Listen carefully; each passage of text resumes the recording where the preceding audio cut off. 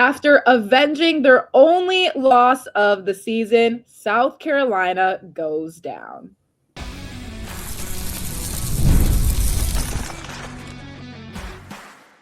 You are Locked On Women's Basketball, your daily podcast on women's basketball. Part of the Locked On Podcast Network, your team every day. Hello, everyone, and welcome to Locked On Women's Basketball. Joined alongside me is our analyst, Sophia Jones. I'm Kalia Butler. And today's episode is brought to you by Game Time. Download the Game Time app, create an account, and use code LOCKEDONNBA for $20 off your first purchase. Well, first of all, happy Friday, everyone.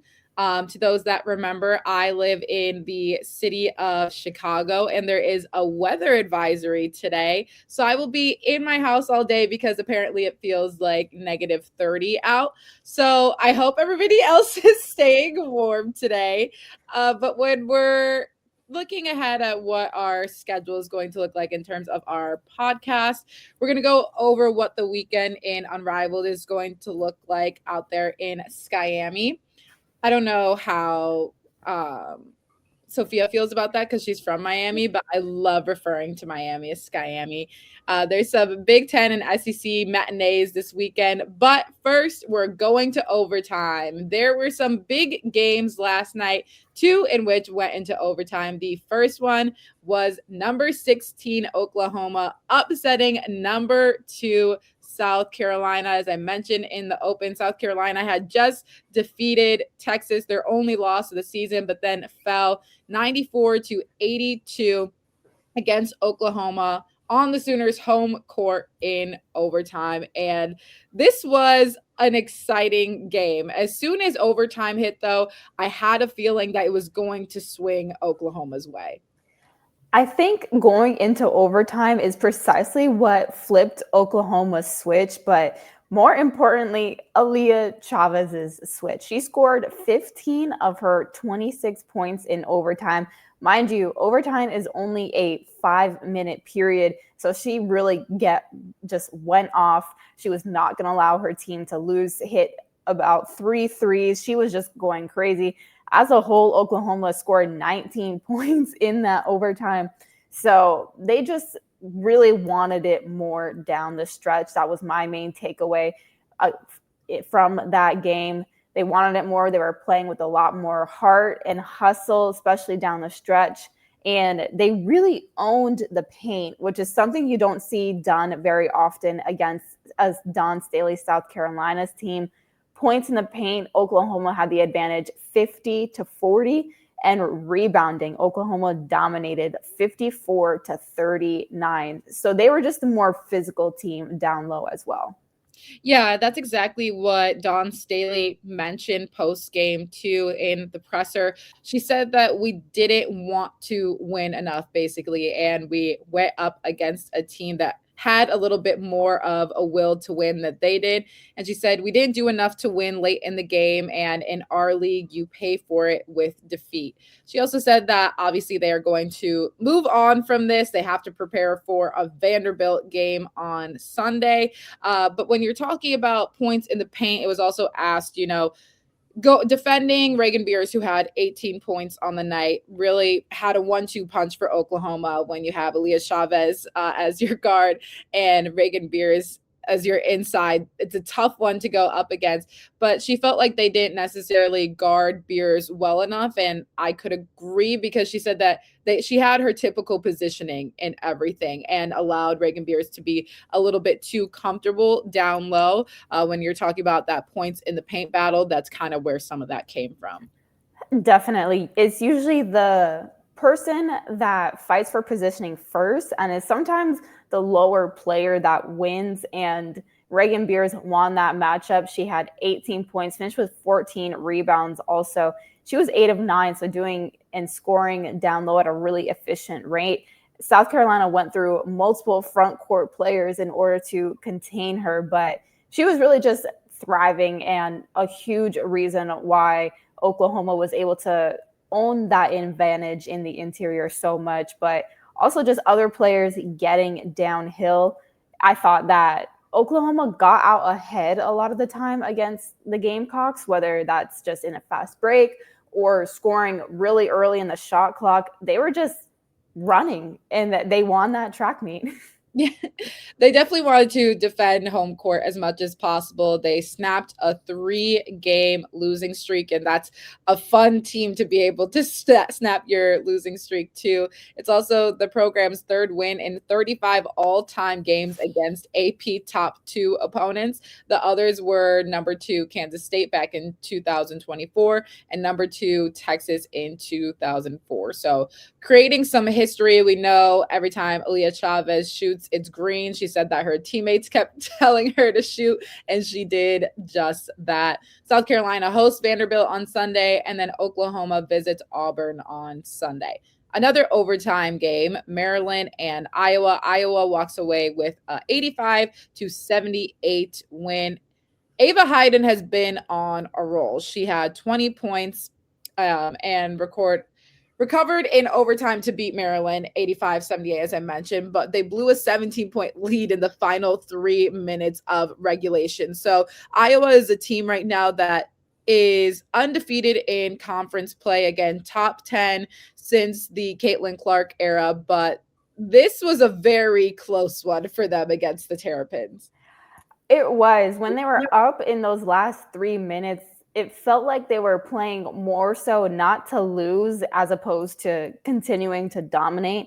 And when you're a team that sometimes has this new success, like Iowa is experiencing this year, where they're on a really strong roll, they're unbeaten in Big Ten, it can be a little bit of unfamiliar territory. And I think that's how Maryland just sprinted their way back, despite having multiple players fouling out, a lot of players in foul trouble. It almost felt like every single time someone had to go to the bench, another person just stumped up and they sent the game into overtime. But Iowa did just enough to pull ahead in overtime with a lot of those Maryland players out the game. Yeah, and a lot of that had to do with Iowa's front court, who we have talked about being so incredibly dominant. And they're going to go up against Ohio State this weekend. That is going to be a fun game that we are going to preview after this one. Maryland will host Washington. Their game is not going to be till Wednesday night, though. Another game, this one did not go into overtime, but Tennessee defeats Kentucky 60-58. This one I was a little bit more surprised by. We know these are two teams that are going to go at it defensively. Kentucky, I think, has struggled a little bit on the offensive end of things in their last couple of games, dropping some significant matches after that really big win that they had against LSU. And I think for them, with the absence of Tiani Key, she's one of the main players in the front court that has really been hurting them. She offers a lot of presence in the inside. She helps take a little bit off of her other front court player, Clara Strack, which opens up the offense. She's another person just able to put points on the board. But Tennessee's defense was a huge reason why Kentucky continued to struggle this last game. Kentucky ranks 5th in the nation in turnovers. They average only 11 a game, but they committed 10 in the first half and 11 in the second. So finished with 21, or it resulted in 21 points off of turnovers for Tennessee. So that was a really deciding factor right there. Yeah, absolutely. For Kentucky, they'll host Georgia on Sunday, and then Tennessee will go to visit number 18, Mississippi, on Monday. Coming up after this, though, we're going to preview some games this weekend. South Carolina is playing again, so is Iowa. We'll talk about what is necessary for both these teams to get a dub.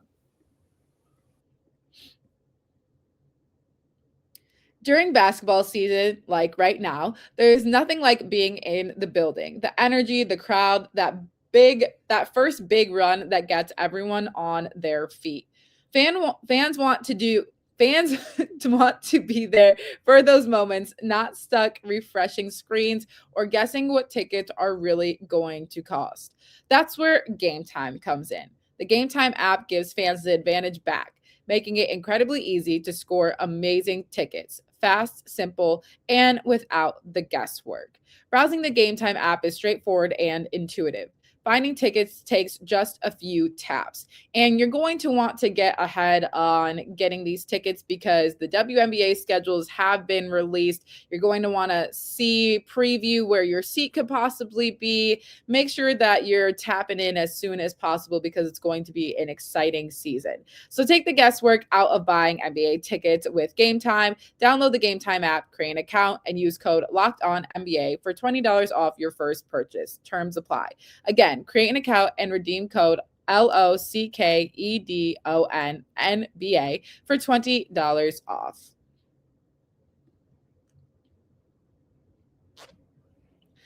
I don't like paying rent, and I bet you don't either. I live in Chicago, and essentially everything is expensive here, and that is not excluding the rent.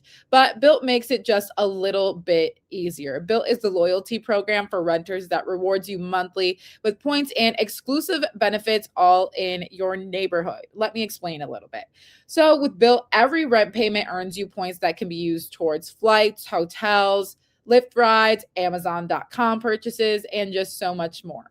And something that I'm excited about is starting next month, Bilt members can earn points on mortgage payments for the very first time. Yes, soon you'll be able to get rewarded wherever you live and unlock exclusive benefits with more than 45,000 restaurants, fitness studios, pharmacies, and other neighborhood partners. Personally, I would redeem my points for core power. I'm a big yoga sculpt girly pop, want to get it done. Join the loyalty program for renters at joinbilt.com/lockedonwomen. That's joinbilt.com/lockedonwomen. Make sure to use our URL so they know that we sent you.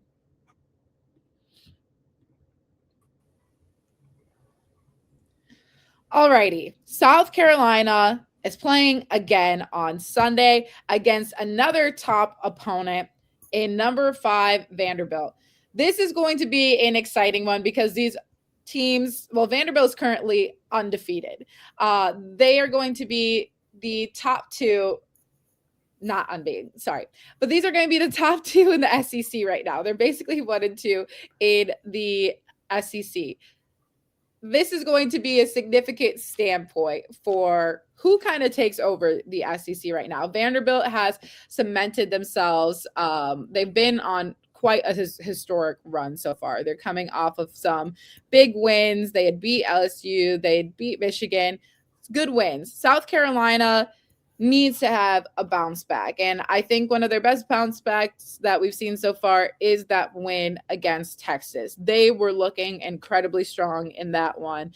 Oklahoma, once it got to overtime, you can tell that the fight just kind of wasn't there. But that's also what we saw in their loss the first time to Texas, is kind of that grind it out until the final buzzer hits. Vanderbilt is going to be a team that is going to fight and scrape until the very end. What is going to be the biggest sort of building block that South Carolina needs right now?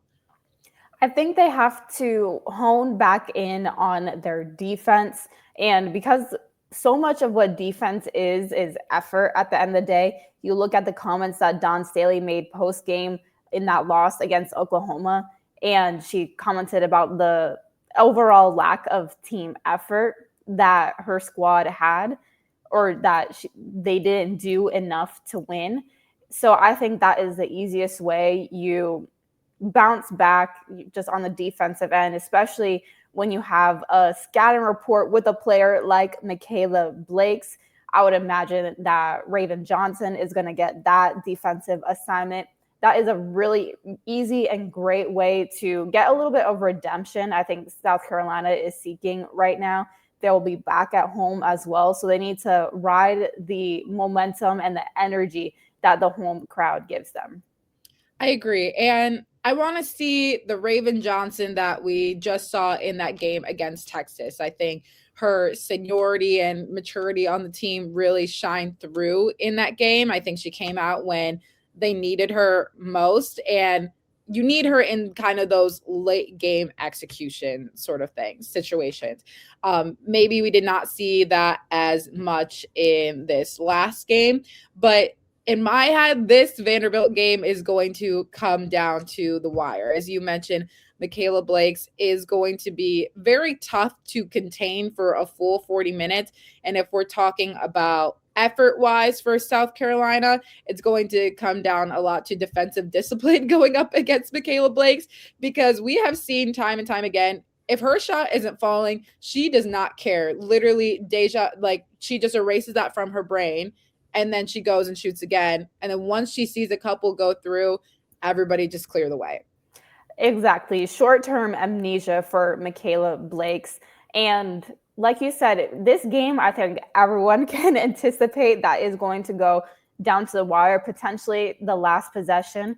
Vanderbilt has their go-to player. They get the ball to Blakes, and she gets her shot off, and she can get you a bucket. For South Carolina, during that Oklahoma game, in the fourth quarter at the end of regulation when the game was tied, they tried to get the ball to Joyce Edwards to score that final play, but it was stolen by Oklahoma.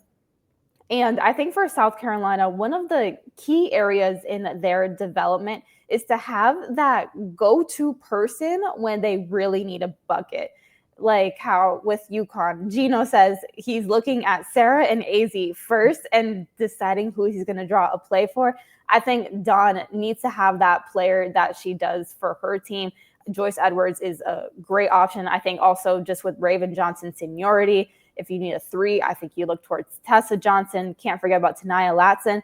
But it's almost because there are so many options, you're getting a little bit of paralysis by analysis. And that is something that could be worked out for South Carolina, and I think needs to in this matchup that is going to go down to the wire. Okay, I like that, paralysis by analysis, but you're right. I think Tanaya Latson is a player that I really kind of want to shine through a little bit more in this game. I feel like obviously South Carolina is a team that plays through their front court a lot. We know that. I think guard play is going to be very significant for them in this one. Vanderbilt's a team that likes to play fast. I mean, so is South Carolina. But even Coach Staley said in the post-game presser after this last one that she wants to get Tanaya Latson involved and create better opportunities for her to score. As you mentioned, there's just so many threats that sometimes it can be a little bit difficult, but really excited to see that matchup on Sunday. It's going to be an afternoon game. And then another one, number 12, Ohio State going up against number 10, Iowa. Iowa coming off of a win. Ohio State has been on a pretty good roll themselves when we're thinking of Jaloni Cambridge, but they've also had some of their up and down moments themselves.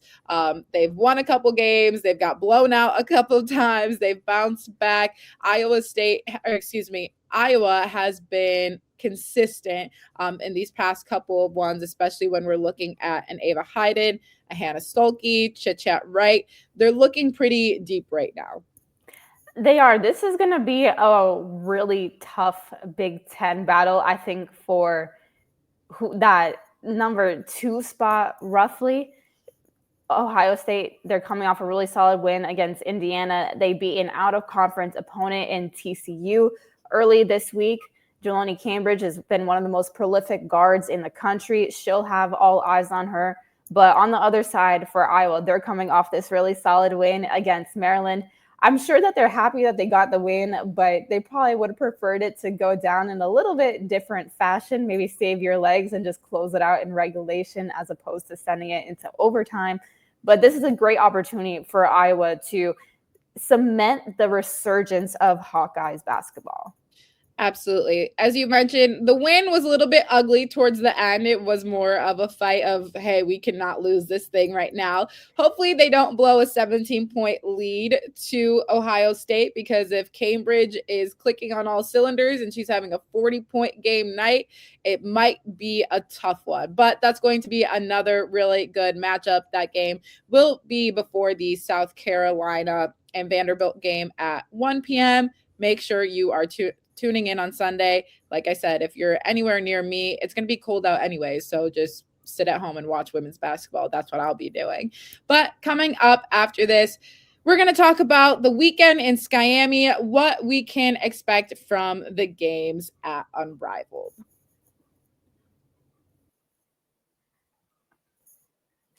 Thank you for making Locked On Women's Basketball your first listen of the day. And thank you for making Locked On the #1 sports podcast network. If you haven't already, go check out our new Everydayer Club. They have access to an ad-free feed for Locked On Women's Basketball that is available on Spotify, Apple Podcasts, and every other major podcast app. So wherever floats your boat, you can listen to Locked On Women's Basketball. They're ad-free. So go to lockedonwomen'sbasketball.supercast.com or tap the link in the show notes to learn more.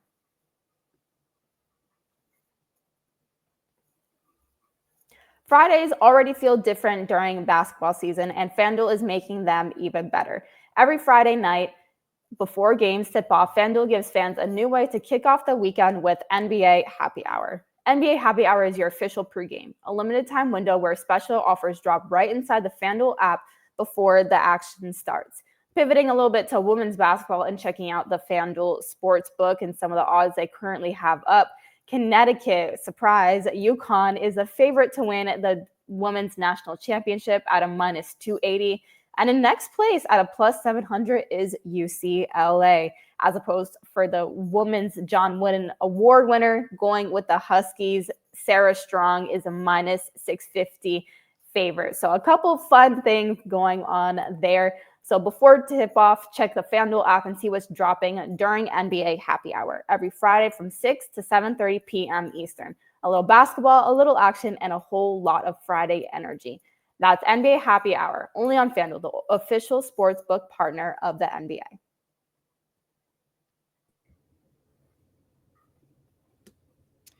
Alrighty. Unrivaled is set to play again this weekend. We have some more regular season games, and these are going to be some pretty good matchups taking a look at it. On Friday, so today, at 7:30 Eastern time, it's going to be the Mist and Rose going up against each other.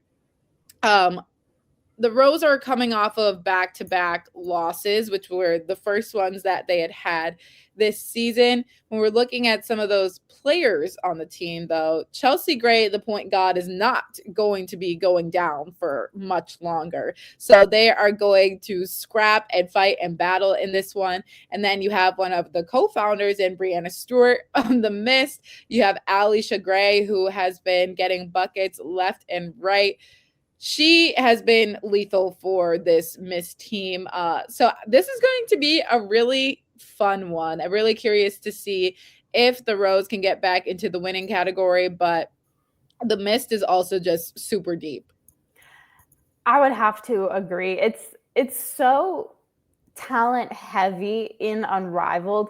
It's extremely difficult who is going to win on any given night. But I think when you're looking at that game specifically for Rose to have started at 3-0, it looked like Chelsea Gray said post-game, the standard is that championship banner up in the rafters. It looked like they're well on their way for that.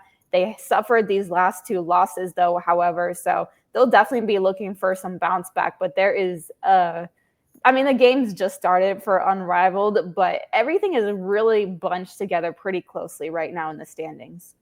Yeah, for sure. I mean, the Mist had a little bit of a rough start too, but we've seen crazier things happen. The Hive had their first win all season, and so had the why am I blanking? Lunar Owls. So everything can happen in Unrivaled. It just has to be your night. Another game happening today is Phantom and Vinyl. That game is going to tip off at 8:45. Obviously, we've talked about how talent heavy Unrivaled is, so it's really hard to choose who's going to win every single night. You just have to see who's going to be on. For Vinyl, you have Ryan Howard, who is so fun to watch, obviously just incredibly dynamic in everything she does. Great physicality. You have Brittany Griner for the Vinyl. And then on the other side, Laces, you have champion in Jackie Young. You have a runner-up in Alyssa Thomas. I mean, again, just more depth, but really curious to see what this one's going to look like too. Definitely. I think it's for the Phantom versus Vinyl, it's Phantom. They have Kelsey Plum, who has been kind of the ringleader. I think Aaliyah Boston has elevated her game as well. Phantom's one of the teams I got to see live in person last week, I think it was. I don't even remember what day it is. But this is another really interesting matchup. A lot of sparks on there, as in the Los Angeles Sparks, when I have to feel like Kelsey Plum, when she set the unrivaled record with a career with the 38 points in a single game, and then De'Erica Hamby turned around and had 40 the next one, I have to imagine that she felt a little certain type of way about that. I'm sorry, you guys. I read the wrong thing. It is Phantom and Totally Vinyl. fine. Just, ignore me. Saturday games, Lunar Owls and the Breeze going up against each other. Like I mentioned, Lunar Owls had their first win, showed some really good guard play in terms of everybody was kind of contributing. I think what I've loved most is, I don't know if everybody else saw this, is Marina Mabry created a crash out jar for herself. And every time that she does something egregious, she's putting money into it. And she said any scuffle that she gets into is worth $40. If she just like curses, says something, that's $1. And I think her first jar that she's made so far, just this far into Unrivaled, she almost put $100 into it already. And she was like, this is going to get expensive. So maybe this will be a lesson for her. Maybe she'll just keep adding to it, because she said maybe she wants to give it up to charity, whatever the case may be. So charity work through her crash outs could be a way to go. Exactly. I think in that Monday matchup, it might have been when she picked up a technical foul. And then there was a moment at the end of the game where she got fouled on a three-pointer. It went uncalled. But thank goodness Unrivaled has a really good mic, so you could hear her. And she was like, that was a foul in that exact way. I was crying. So, but I think that with her competitive spirit, Lunar Owls finally getting that first win, I think it is going to be a really great test to see if they can back it up again against Breeze. Love her. Obviously, Paige Beckers and the Breeze. The youth just doing youthful things. Hive and Laces will go up against each other on Saturday as well. Then Sunday, Vinyl and Mist, and Phantom and Rose. And then obviously they will play again on Monday, but we will recap that on Monday. But a really exciting weekend in women's basketball in general. Definitely a lot of great games. And like you said, for this, hopefully everyone stays safe during this winter storm, but a great way, if you can, to just settle through it is to watch women's basketball. Exactly. That's the answer for us all. But that'll do it for us this week on Locked On Women's Basketball. Thank you guys so much for tuning in. We will see you again